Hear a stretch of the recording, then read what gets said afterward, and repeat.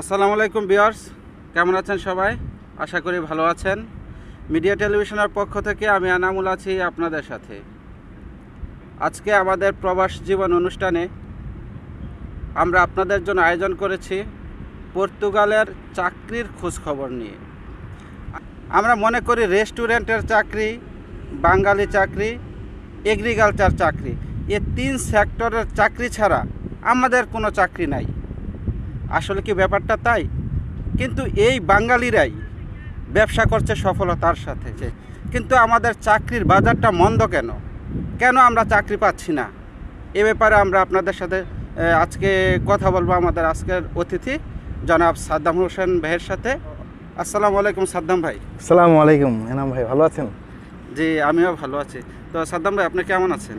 জি, ভালো আছি। ধন্যবাদ, আপনি আপনার টেলিভিশনে আজ আপনি আমাকে আমন্ত্রণ জানিয়েছেন। আজকের পর্তুগালের চাকরির বাজার, আজকের যে অবস্থা আমাদের, সে অবস্থা, সেই পরিস্থিতি নিয়ে কিছুটা আলোকপাত করার জন্য আমি নিজেকে খুব ধন্য মনে করছি আপনার সাথে কথা বলতে পেরে। আমি আশা করব আমার কথাগুলো সবাই মনোযোগ দিয়ে শুনবেন, সবাই ভাববেন যে আসলে চাকরির বাজারটা কীরকম, চাকরিতে আমরা কিভাবে চাকরির জন্য নিজেদেরকে প্রিপেয়ার করব, কিভাবে চাকরির বাজারে আমরা এন্টার করতে পারি, ঢুকতে পারি নিজেদের যোগ্যতা দিয়ে, নিজেদের অবস্থা দিয়ে। সেটা আমি আপনার সাথে আজকে আমার অবস্থা, আমার অভিজ্ঞতাটা আপনার সাথে তুলে ধরবো। তো সাদ্দাম ভাই, আসলে আমি টোটাল ডেসক্রিপশনটা, সাবজেক্টটা আপনি জানেন যে আমাদের পর্তুগালে যে আমাদের চাকরির অবস্থানটা আমরা দেখতে পাচ্ছি, আসলে আমাদের কোথাও কোনো চাকরি নাই। আপনিও কি মনে করছেন আসলে পর্তুগালে কোনো বাঙালিদের চাকরি নাই? আমি আসলে এই কথাটা পুরোপুরি একদম মানি না।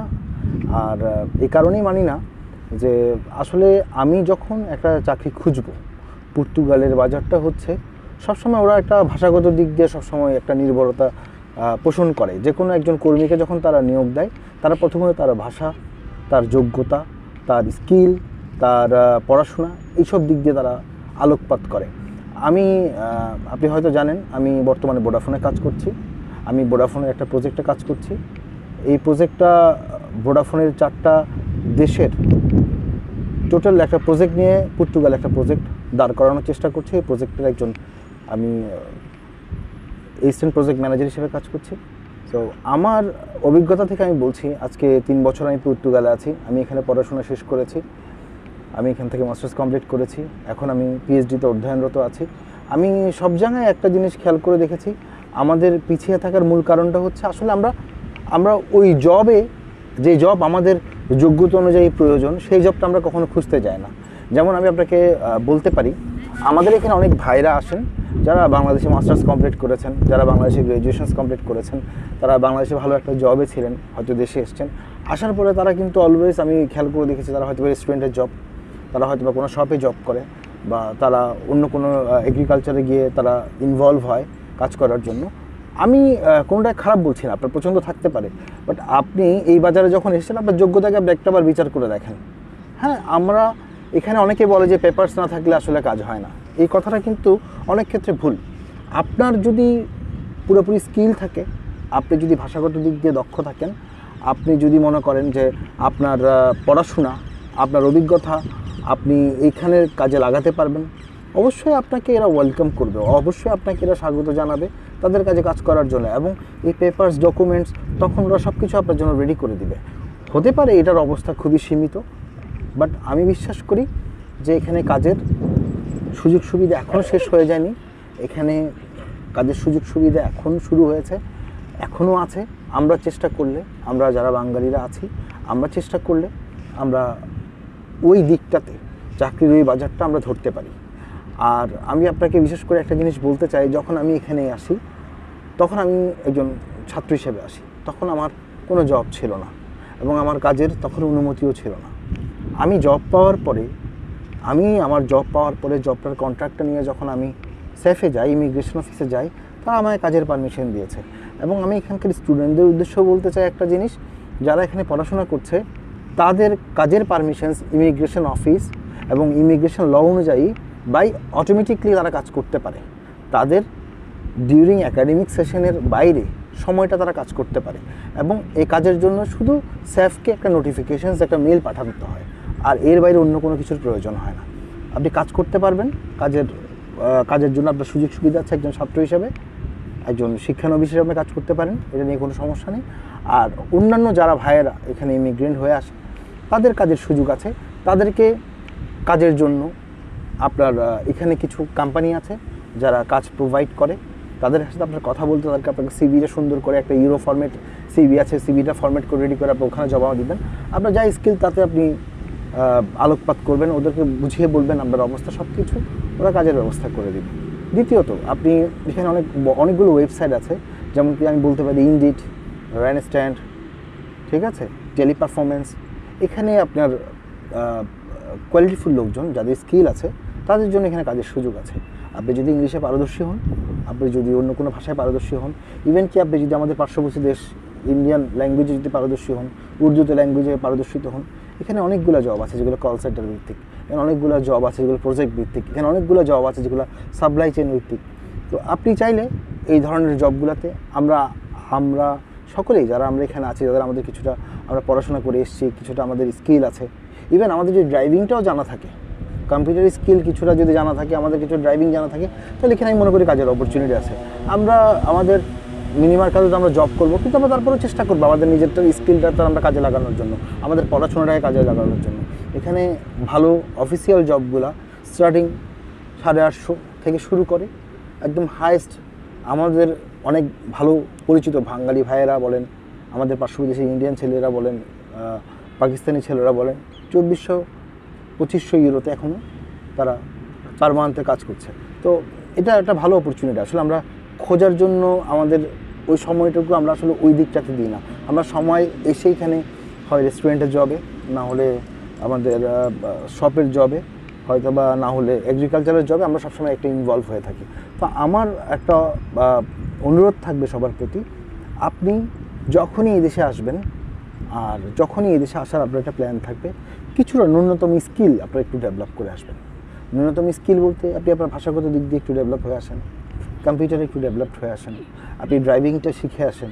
আপনার এখানে কাজের অপরচুনিটি এখনও আছে। আমি পর্তুগালের বাজারে মনে করি কাজের অভিজ্ঞতা যাদের আছে তারা নিজেদেরকে এখানে এক্সপ্লোর করতে পারে, তারা নিজেদেরকে এখানে বিকশিত করতে পারে।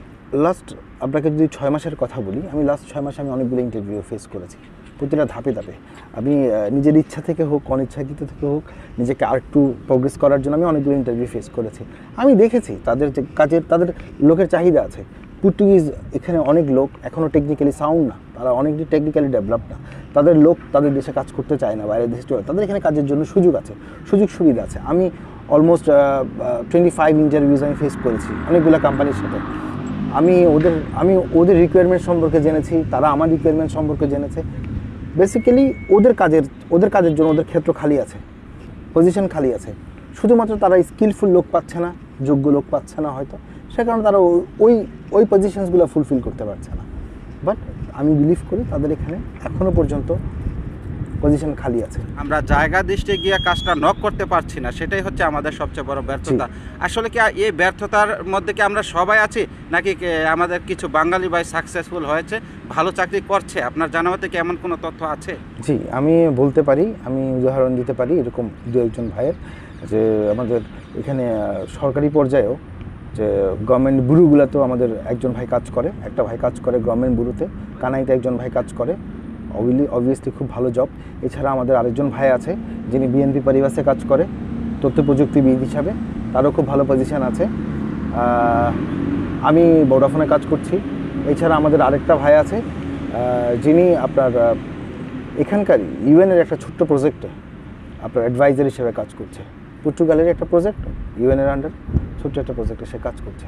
তো আমাদের বাঙালিরা আজকাল এখানে যে শুধুমাত্র আমরা ওই দিকটাতে সীমাবদ্ধ সেরকম না, আমরা আমাদের গণ্ডিটা ছাড়িয়ে গেছি, আমরা অনেক ভালো পজিশনে, ভালো জায়গায়, ভালো ইনস্টিটিউশনে কাজ করছি, এটুকু আমি বলতে পারি।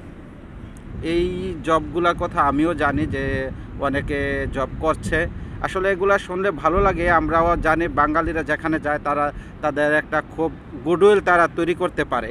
আর আপনি যে জবগুলোর কথা বলেছেন, আমি চেষ্টা করব আমার ডেসক্রিপশন বক্সে লিঙ্কগুলো দিয়ে দেওয়ার জন্য, চাকরির যে লিঙ্কগুলা, ঠিক আছে? তো আজকে আপনি আমাদেরকে অনেক মূল্যবান আপনার সময় দিয়েছেন। অবসর সময়টা আপনি কি করেন? আমি সবসময় চেষ্টা করি আমার চাকরির ফাঁকের অবসর সময়টা আমার পরিবারকে, আমার বন্ধুদেরকে দেওয়ার জন্য। এছাড়া আমাদের এখানে ছোট্ট একটা ক্রিকেট টিম আছে, আমরা সবাই কাঠ বলে খেলি। আমাদের পর্তুগালে একটা লিগ হয় প্রত্যেক বছর, যেটা সেপ্টেম্বর থেকে শুরু হয়, অক্টোবরে গিয়ে শেষ হয়।